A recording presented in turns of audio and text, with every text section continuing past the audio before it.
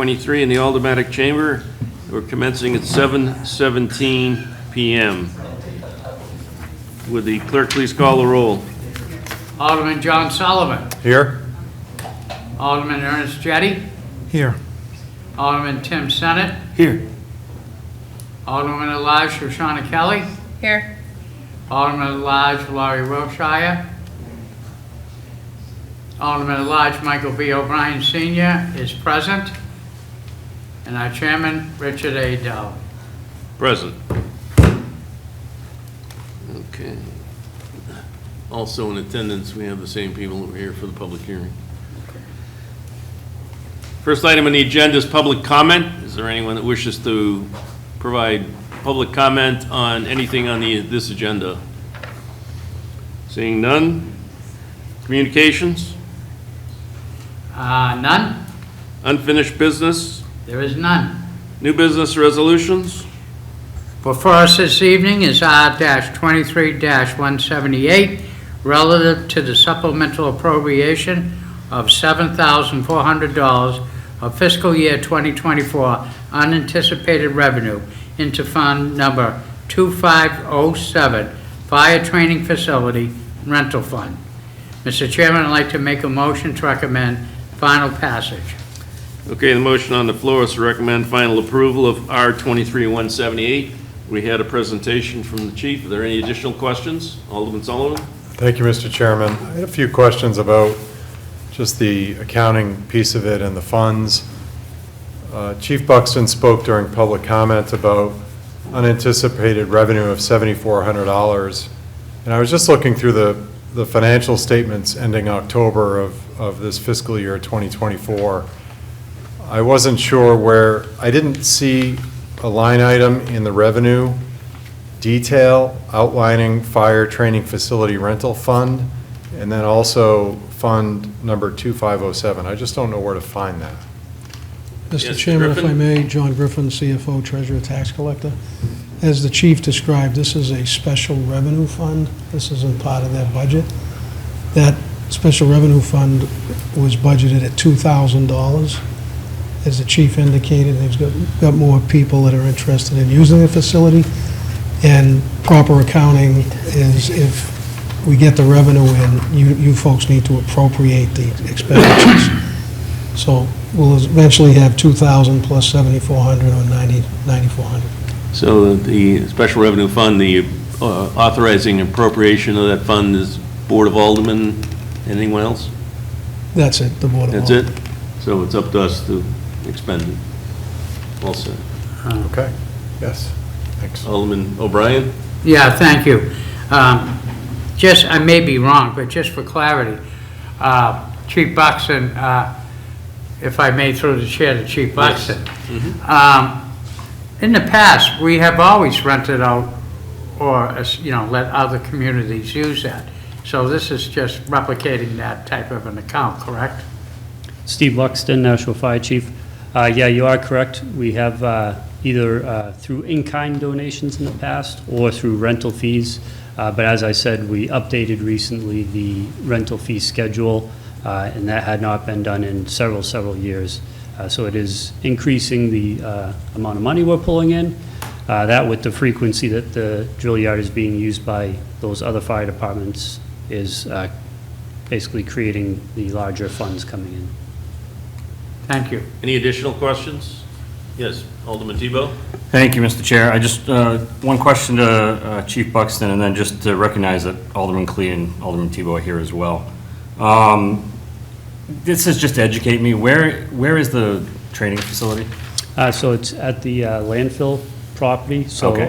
the new DPW building, if you kind of look to the west, you can't miss it. Yeah, now I remember. Thank you so much for that. Appreciate it. I think Alderman Tebow needs a training facility, one of those things that we used to go through with going through the training that Oh, the the firemen go educational, yeah. through. It's very interesting and Okay. entertaining. Okay. Exasperating too, but that's, Yes, the convex can you're in with be live fire. very nice. Any additional questions? Okay. Seeing none.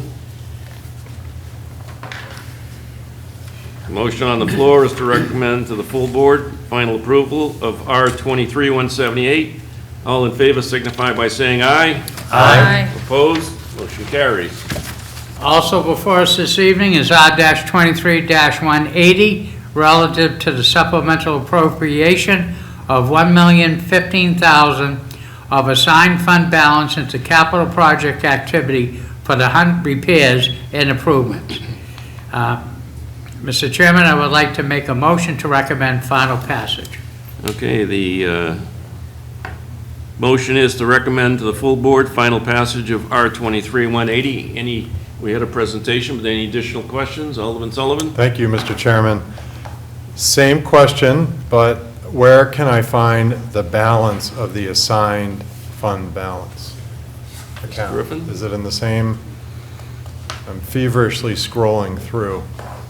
John Griffin, CFO, Treasurer, Tax Collector. That's a balance that's not going to be included in the monthly financial statements, as you Okay. may know.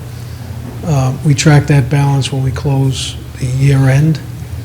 We take, as I've described, when you've appropriated monies to buy down the tax rate, any monies left over, grow our unassigned fund balance, and then we add to that to come up with this $10.5 million value.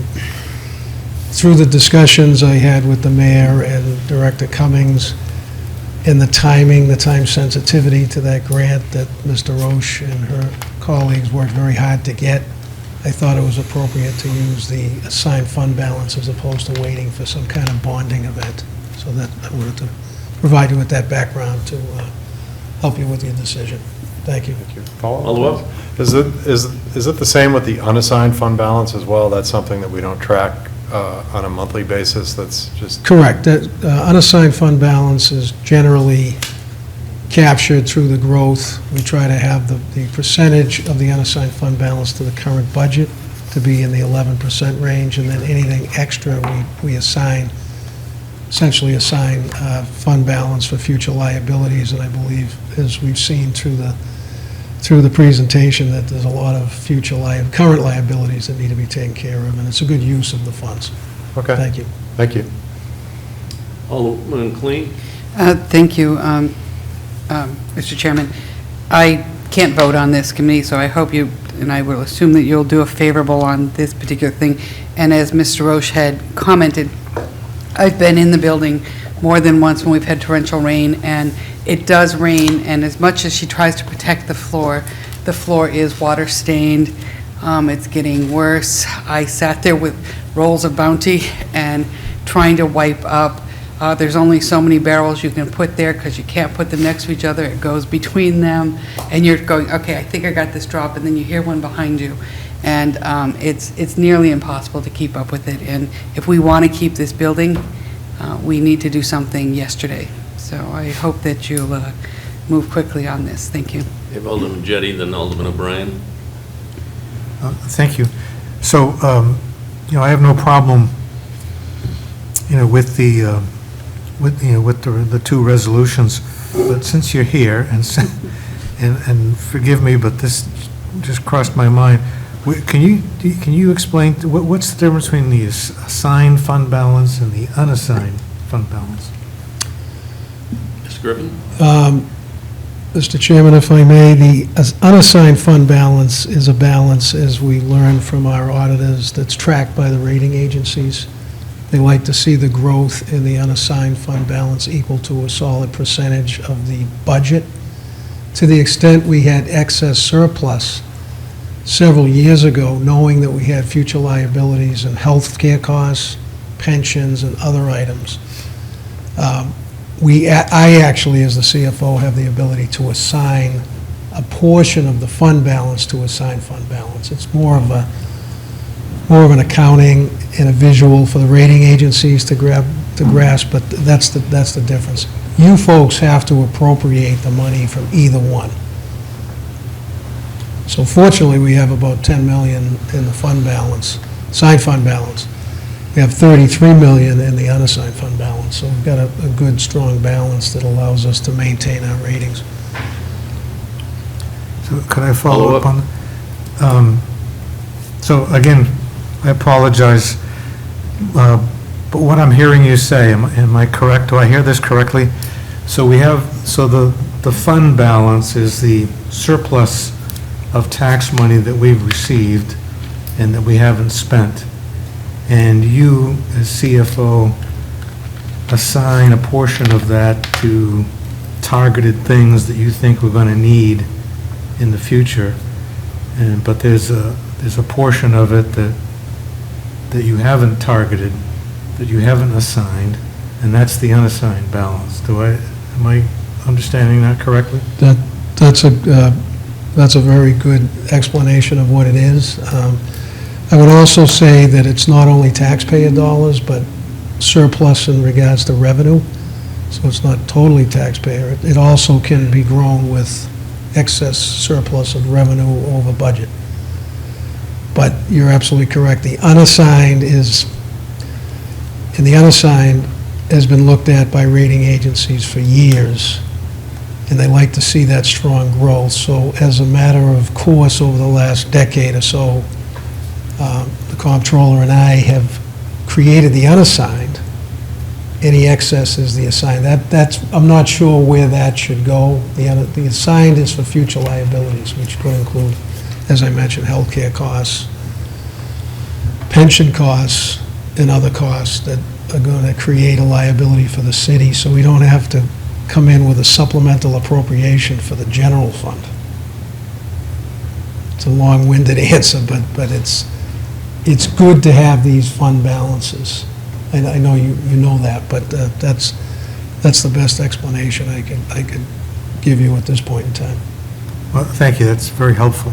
Thank you. All set, Alderman Jennings? Yes, I am, thank you. Alderman O'Brien, did you have something? Thank you. I do not, Mr. Chairman, I do not have a question, but if you can indulge me, just as a comment. As Chairman of Infrastructure, the city does have an awful lot of property that we maintain, and that the Committee of Infrastructure does, but also the school department owns, as you know, multiple facilities. And as time goes on, gravity or whatever, weather conditions, and we are in a snow belt, these buildings begin to show their true age. And to me, it is more what I'm speaking to is the people at home looking at the price tag. If we don't act on this, what will happen is we'll start to lose the building, we'll start to lose its functionality, and it'll be ready for the bulldozer. So short of that, I know I'm preaching to the choir with this particular board, because I've been apostatizing this for a while. But to maintain these wonderful structures that our forefathers have built in the city, we need to give them their timely TLC. And I think, looking at the pictures, this one needs it. So I support it immensely. Thank you. Yeah, Alderman Tebow in a second, but just to let people know, that building was built in 1903. But it's also some historical significance. It's an icon of the city, so it's, which garnered the funds. Alderman Tebow. Thank you, Mr. Chair. So I'm going to ask the tough question of Mr. Roach. So I've been a huge supporter of the historic natural buildings, from the Arlington Community Center to, whether it's the Elm Street Keefe Theater, any of those other buildings that we've looked at, Court Street and so forth. And, we know their functions, we know what they do, but there's a lot of people out there that look at these buildings and go, it's just an old building. Why don't we just get rid of it? Because it seems like there's a lot of money here being, people, you think of it as their tax money, right, that's going into this. Not everything's a grant, not the whole thing is a grant. I toured it last week, so I've been there. I saw the damage, and obviously these pictures show exactly, and I know it had a historical function. I know that Alderman Jetty and Alderman Dowd went there in their knickers back in the early 1900s when it was a library. So I know to them it's very important. But I like these buildings, and I think they give Nashua some character. But my question to you is, and to the people of the city that will make TikToks about how these buildings should be bulldozed, is what is the value? And when I say value, I don't mean money monetarily. What is the value of this building? What does it do now for the city? And how does it enrich the city? Like, why would we want to keep it, I guess? And I want to keep it, but I want to hear it from the person that, spends the most time there and is asking for the money so that the people of the city know. I love when people call it the jewel of Main Street. Like, that always just makes me very happy. It does two big things right now. The first is we have office space in the building, so I have tenants that are there every day running businesses, and, Great American Downtown is there, so they're an integral part of the downtown. But we also rent it for functions, and we try and keep it, I walk a line of trying to charge a fee that is competitive in the rental world of, spaces for parties and everything, but also keeping it where somebody who might not be able to afford, a larger space, but wants something really special for their day, it's available to them. And that's really, really important to me. I had someone come through today for their quinceañera, and I get a lot of sweet 16s, and I get a lot of baby showers and bridal showers and weddings, and, it's just a real community place where people feel, kind of at home. I have the same Christmas Eve people every single year, and I've been there for 8 years, they've been there longer than I have. And so, it's tradition for them. And that's just, it's very important to me to maintain that for everybody who holds the building dear. Follow up? Thank you. So I'm going to fire off a couple questions at you all at once here. So I know the answer to some of these, but I want people to know it. How much do you charge for a day? And I guess the second thing is not really a question. My thing is as we ask for money for things like this, I would like to see that value like in a presentation, because I want the people of the city to see what its value is. And also at the same time, maybe get some more rentals on the weekends that may not be as strong, right?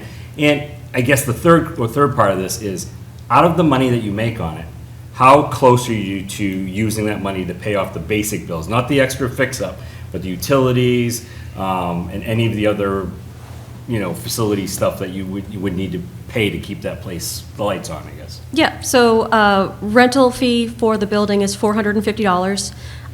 That's for the day. We don't break it out by the hour. I know some venues do that. And we also have we call it a bridal package, where people can get a day and a half. So if they want to come in the afternoon before and set up for their wedding, and then, come in the next day and enjoy their day, that is an option for them. Right now, we are packed to the gills. I turn people away constantly right now because everyone wants a Christmas party, and there's only so many weekends. And I said the other day to someone, I'm like, I have some random Tuesdays. I would love to have you in the building if that is your so desire to do that. I'm starting to book for January. COVID, we obviously took a hit. No one's having parties during a pandemic, but we're luckily back to pre-COVID numbers for rentals. So I'm relieved to see that people have come back and are doing that kind of thing. Is that breaking even though, money-wise? Yeah, we do. We have a special revenue fund for the building, which means whatever we have left over at the end of the year carries over into the next fiscal year. And we usually carry over a couple $1,000s, but what we bring in between rent and rental fees keeps the lights on. It keeps the lights on, it pays the electricity, it pays for various inevitable elevator repairs that happen, that type of thing. Great, thank you, I appreciate that. Yeah. And Alderman Clee wants to now tell us that's where she has her ward meetings. Absolutely. That's why I'm in the building as often as I am, thank you. Yes, I do have my ward meetings when there were issues with Mount Pleasant. That's where I had those. Where some people do the schools, I have the honor of having the hunt in Ward 3, so I take advantage of it. But I can tell you that I have often called Amy and said, is this Thursday available? Or the first thing she says is, don't even ask for a weekend or a Sunday or anything, but even trying to get a Thursday and so on. And I'm glad that Amy mentioned all the things, but there was also events like the Masquerade Party that went on there. These are just little things that people don't even know about. And I can tell you, when I have my ward meetings there, first thing everybody does, they walk in, they look at the big doors, they walk into the large room off to the right with the piano, and they just look at the woodwork and even the fans up in the air. Sometimes it can get a little warm in there, but it's still, it's a beautiful place, and I would hate to see, and again, I truly feel that there's probably some damage to that floor in the main entrance, and that's going to be something we're going to have to look at later. Delaying anything is only going to make things worse. And we don't want to lose those glass windows either. And you can see that wood is going in. But yes, I do have my ward meetings are all there, as well as some ancillary meetings, like when Mount Pleasant, we were having issues with Mount Pleasant, we had the meetings there as well. And we had pizza party there with one of those Mount Pleasant. So it's a very nice place. Well said. Yes, thank you. Any other questions? Just one question I have is, when they do the windows, are they going to take the glass out, replace all the wood frames, and put the glass back in?